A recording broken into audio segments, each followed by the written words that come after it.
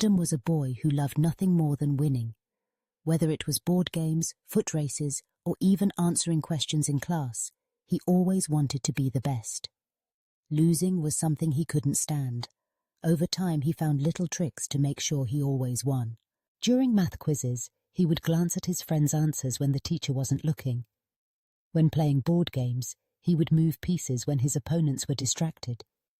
In races, he would pretend to trip near the finish line so the others would slow down to help, allowing him to dash ahead and win. At first, nobody noticed. His classmates thought he was just incredibly lucky or naturally talented. They called him the champion, and he loved the title. However, as time passed, his friends began to feel something was off. "How is it that Adam always wins?"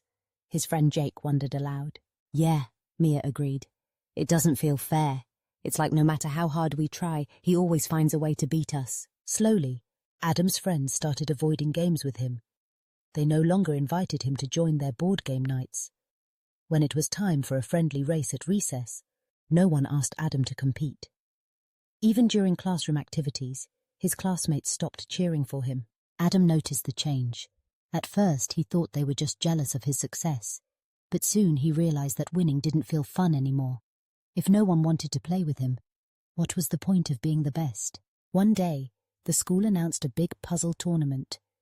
It was the biggest competition of the year, and everyone was excited.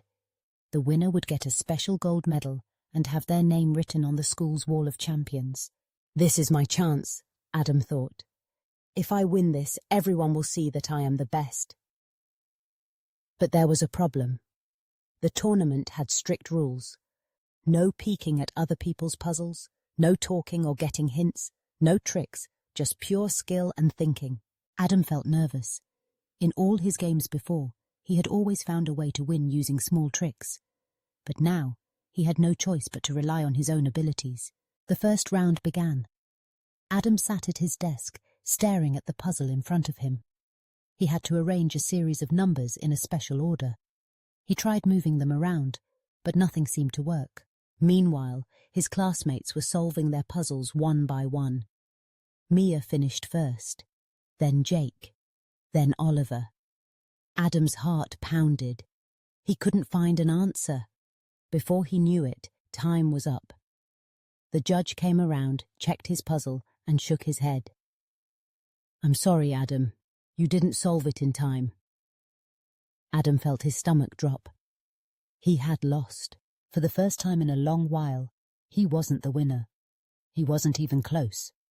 He watched as the competition continued without him. Round after round, the students who had practiced and played fairly advanced through the tournament. In the final round, the winner was announced, Liam, a quiet boy who had never won a game before but had always tried his best. Adam was stunned. Liam? The same Liam who had lost so many times before? As Liam stepped up to receive his gold medal, Adam realized something important. Liam had won because he had learned from every loss. Every time he had failed in the past, he had figured out what went wrong and practiced harder.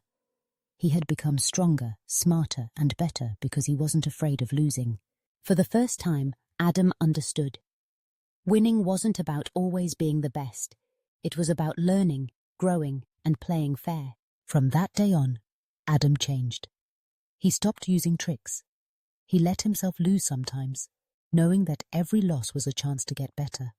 And you know what? His friends started playing with him again. One day, he won a game honestly, without any tricks, without any unfair advantages.